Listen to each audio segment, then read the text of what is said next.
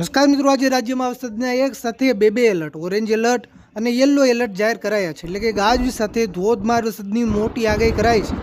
મિત્રો, ગઈકાલની સરખામણીમાં આજે રાજ્યમાં વરસાદનું જોર વધશે, સાથે વરસાદના વિસ્તારોની અંદર પણ મોટો વધારો થશે. મિત્રો, હવે આજે કયા વિસ્તારોમાં કડાકા વડાકા સાથે ભારેથી ભારે વરસાદની મોટી આગાહી કરાઈ છે તેની વાત કરીશું. પણ તે પહેલા આ વિડીયોને લાઈક કરવાનું ભૂલતા નહીં.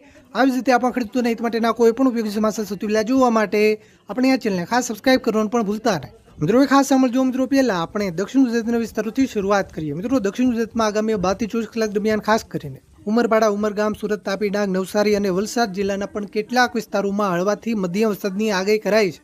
એકલ દોકલ કોઈ એવા ટૂંકા વિસ્તારો હોય ત્યાં ભારે વરસાદ એટલે કે ધોધમાર વરસાદ પણ પડી શકે.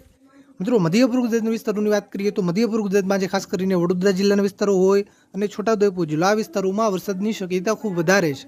આ વિસ્તારોમાં પણ યલો એલર્ટ જાહેર કરાયું છે.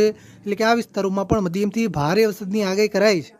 અમદાવાદ, આણંદ, ખેડા, મહીસાગર, પંચમહાલ અને દાહોદ જિલ્લામાં હળવાથી મધ્યમ વરસાદની આગાહી કરાઈ છે. મિત્રો, સૌરાષ્ટ્રમાં આગામી 12 થી 24 કલાક દરમિયાન ખાસ કરીને જુનાગઢ, ગીર સોમનાથ અને ભાવનગર જિલ્લામાં ઓરેન્જ એલર્ટ જાહેર કરાયું છે. એટલે કે આ વિસ્તારોમાં પણ મધ્યમથી ભારે વરસાદ, તો અમુક વિસ્તારોમાં એકલ દોકલ ટૂંકા વિસ્તારોમાં ભારેથી અતિ ભારે વરસાદ પણ પડી શકે. પોરબંદર, રાજકોટ, બોટાદ, જામનગર અને દેવભૂમિ દ્વારકા જિલ્લામાં યલો એલર્ટ છે. એટલે કે આ વિસ્તારોમાં ગાજવીજ સાથે હળવેથી મધ્યમ વરસાદ, અમુક વિસ્તારોમાં મધ્યમથી ભારે વરસાદ પડી શકે. અમરેલી જિલ્લામાં વરસાદનું રેડ એલર્ટ જાહેર કરાયું છે. એટલે કે અમરેલી જિલ્લાના કેટલાક વિસ્તારોમાં મધ્યમથી ભારે વરસાદ, તો અમુક વિસ્તારોમાં અતિ ભારે વરસાદ પણ આગામી 12 થી 24 કલાક દરમિયાન પડી શકે.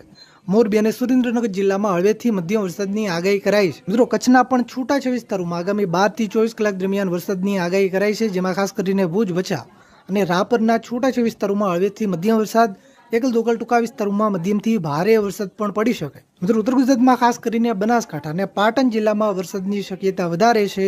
આ વિસ્તારોમાં સામાન્યથી મધ્યમ વરસાદ, તો કોઈ એવા ટૂંકા વિસ્તાર હોય ત્યાં મધ્યમથી થોડો વધારે વરસાદ એટલે કે ભારે વરસાદ પણ પડી શકે. સાબરકાંઠા, મહેસાણા, ગાંધીનગર અને અરવલ્લી જિલ્લામાં હળવેથી મધ્યમ વરસાદ પડવાની શક્યતા છે.